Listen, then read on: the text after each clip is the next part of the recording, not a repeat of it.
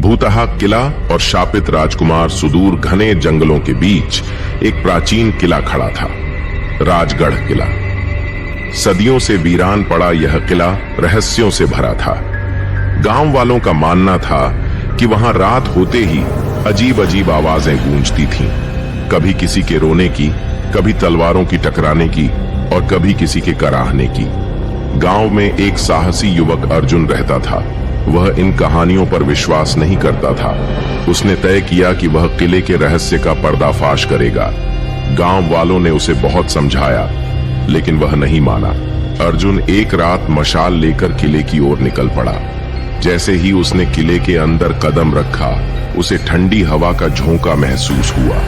चारों ओर मकड़ी के जाले लटक रहे थे और दीवारों पर पुराने चित्र धुंधले पड़ चुके थे। चलते चलते अर्जुन एक विशाल दरबार कक्ष में पहुंचा। वहां उसे अचानक एक परछाई दिखी। वह डर से कांप गया, लेकिन हिम्मत जुटाकर आगे बढ़ा। तभी एक गहरी आवाज गूंजी, कौन हो तुम, जो इस शापित किले में आया है? अर्जुन ने देखा कि एक राजसी वेशभूषा में खड़ा व्यक्ति उसे घूर रहा था। उसके चेहरे पर उदासी और क्रोध दोनों झलक रहे थे। शापित राजकुमार की कहानी।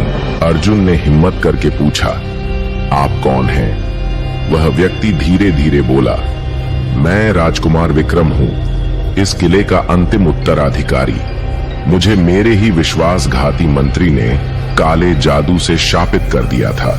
जब तक कोई साहसी व्यक्ति मेरे शाप को नहीं तोड़ेगा, मैं इसी भूतिया रूप में भटकता रहूंगा।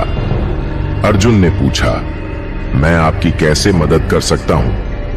राजकुमार ने कहा, किले के तहखाने में एक पुराना दर्पण है, जिसमें मेरे शाप का रहस्य छिपा है। यदि तुम उस दर्पण को तोड़ सको तो मेरा श्राप समाप्त हो जाएगा। लेकिन सावधान, तहखाने में अंधकार की शक्तियां तुम्हें रोकने की कोशिश करेंगी। अर्जुन ने हिम्मत दिखाई और तहखाने की ओर बढ़ा। जैसे ही उसने दरवाजा खोला, उसे लगा कि हवा भारी हो गई है। अचानक काले धुएं से बनी छायाएं उसके सामने प्रकट हुईं। उन्होंने अर्जुन पर हमला करने की कोशिश की, लेकिन उसने अपनी मशाल से उनका सामना किया।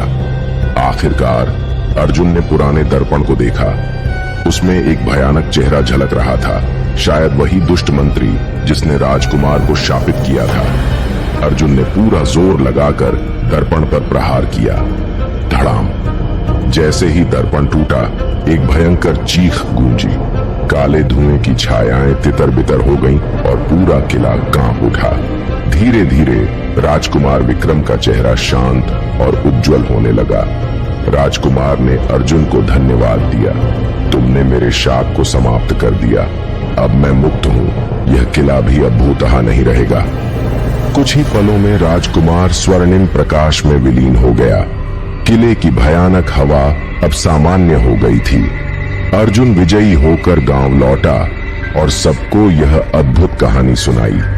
उस दिन के बाद से राजगढ़ किला फिर कभी भूतहा नहीं रहा।